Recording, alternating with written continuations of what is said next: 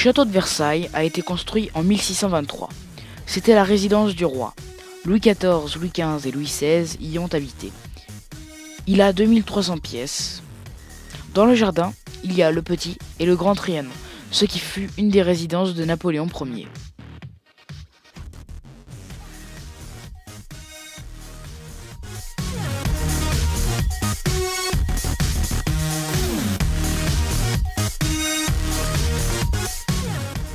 Notre-Dame de Paris a été construite en 1345. Elle est située à l'est de l'île de la Cité.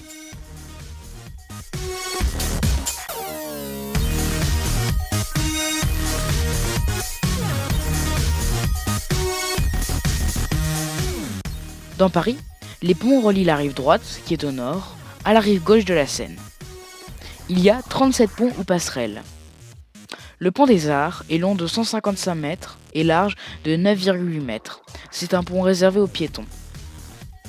Le pont des Arts relie le quai François Mitterrand, dans le 1er arrondissement, au quai Conti, dans le 6e arrondissement.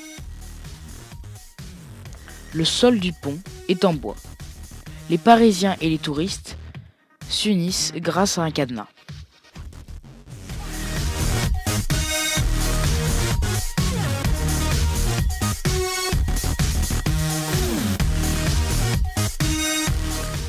La butte Montmartre est haute de 130 mètres. Ce qui la rend célèbre, ce sont ses escaliers, son funiculaire qui monte jusqu'au sommet de la colline et ses moulins. À Montmartre ont vécu des artistes comme Renoir, Van Gogh et un peu plus tard Picasso ou même Modigliani. Aujourd'hui, on y voit des artistes sur la place du Tertre. C'est seulement pour les touristes.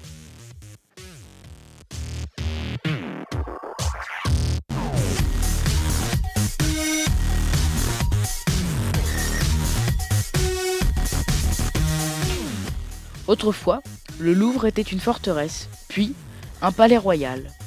Le palace fut sans cesse transformé et agrandi. Aujourd'hui, c'est un très grand musée, qui comporte 380 000 œuvres, dont 35 000 œuvres exposées. La pyramide de verre, dans la cour intérieure, a souvent été comparée avec une serre ou une cloche à fromage.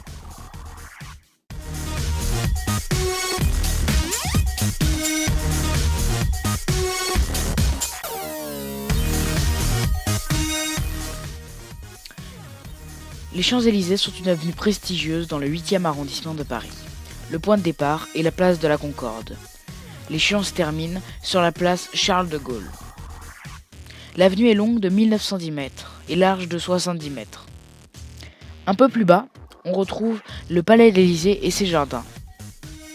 En haut, des magasins, des cinémas, des cafés et des restaurants. Autrefois, les champs étaient des jardins. Une promenade appréciée aujourd'hui dans une avenue prestigieuse.